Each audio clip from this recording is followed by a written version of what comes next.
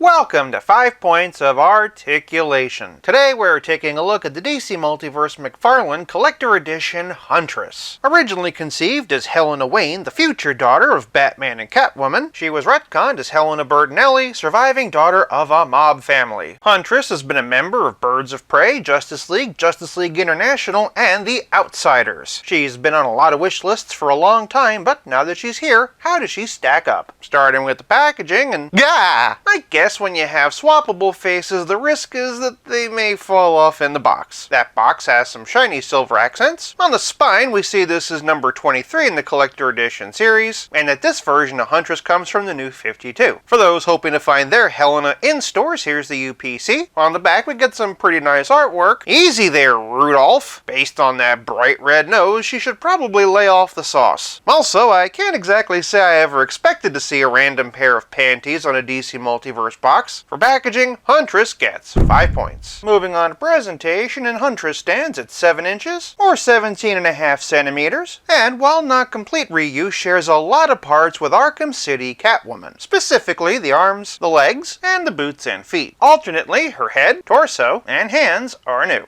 In general, this works, but like with a lot of other McFarlane reuse, there are added details because of this. For example, in the comic, Helena didn't have lace-up boots, nor any of this texture and paneling running down the sides of her leg. Texturing and paneling, I might add, that ends at the diaper. Additionally, her forearm should be a bit more armored and less like a regular sleeve. It all does come together, and I gotta say, I am very excited by this new torso. Usually McFarlane uses this Nightfall Catwoman figure for female figures, which has this added zipper detail. As such, it really messes with characters who shouldn't have that. With the exception of some fabric tugs, this is a more plain torso with engineering for a wired cape, so I'm excited to see what they do with it. If I could nitpick, I do wish that the belt was higher or just didn't have that extra bit of black. That would have hid the joint a lot better. I do like the sculpting of the belt though. Additionally, the shoulder pauldrons are fine, and I do really like this head sculpt. We'll be talking more about this in Playability, but McFarlane did do a good job of capturing that mask, though the paint's a little off on mine. Forget being Batman and Catwoman's daughter, are we sure she isn't Wolverine's? One thing I do like is how the hair sculpted. The way it's raised off the shoulder is going to help out a bit in the next category. As for this category, she's good, but she does suffer a little bit from reuse, though it's not quite as jarring as, say, Batman-Superman Fusion. For presentation, I'm giving Huntress 4 points. Moving on to Posability, and this is pretty much what I was expecting. As I pointed out in the last category, the hair is kind of swoopy. This does give it a little space away from the shoulder, so she can look up somewhat. It's not much, but for a female character, I don't have a lot of expectations in this department. She can look down just fine. Unfortunately, despite that swoopiness, we don't really get any tilt, but side to side's no trouble. Moving down, and because of the shoulder pad, she can't quite raise her arms 90 degrees. They're soft, but the more that I fight them, the more they pull away. Even the rotator cuff isn't getting much. No trouble, however, with the bicep swivel. The double jointed elbow has a perfect bend, and the wrist balls can swivel and hinge either up and down or side to side. Shifting to the torso, and Helena has a diaphragm joint and a dumbbell waist. Thanks to the cloth goods cape not getting in the way, her arch back is very impressive. And while the hunch forward won't be winning any contests, it is better than usual. I am, however, very pleased by the range of tilt and twist. Below the bright purple belt, and Huntress has the typical McFarlane hips, solid 90-degree kick, and a perfect split. Not getting a whole heck of a lot of twist in that hip this time, but maybe if I heat it up it'll be better. And I tried heating it up with a blow dryer, but I'm not really getting a whole lot more. Moving down, and those double jointed knees have a nice deep bend. And then moving all the way down, once again, this particular foot style has the smallest, most useless toticulation I've ever seen. Kinda looks like a little snake face. Huntress does, however, have very functional ankle balls that can swivel, hinge, and like the identity of Huntress from Helena Wayne in one timeline to Helena Bertinelli in another,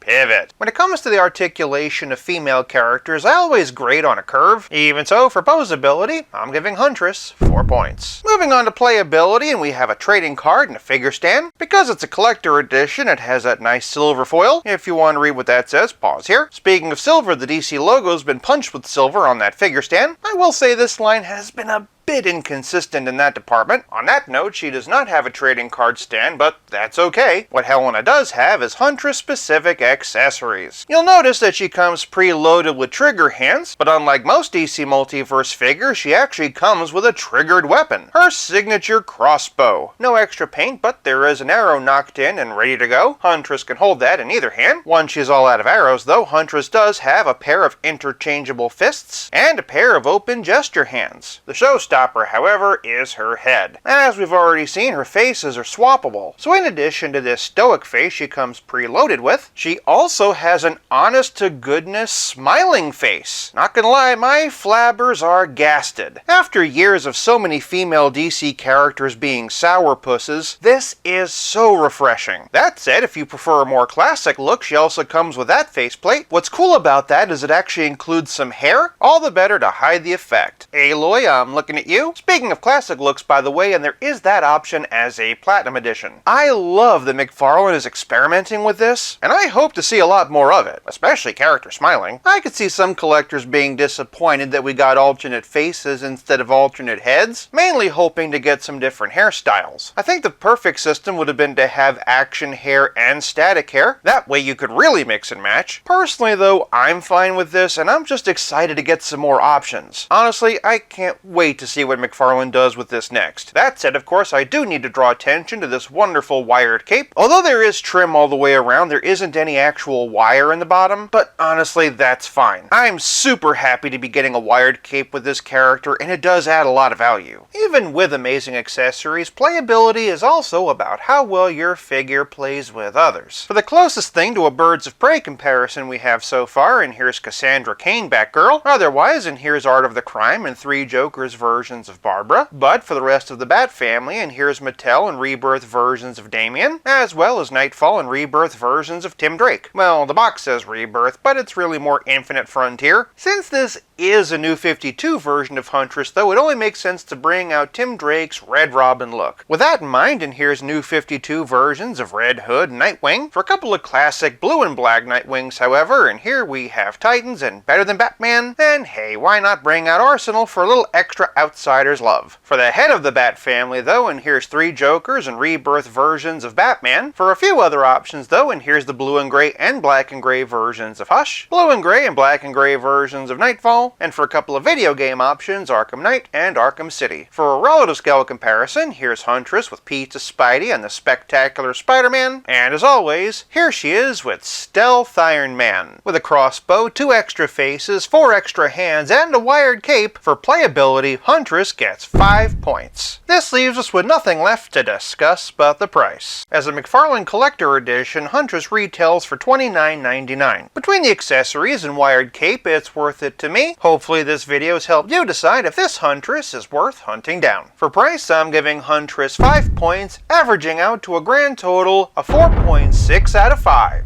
For more Batman-related videos, check out one of these, and until next time, play nice and have fun.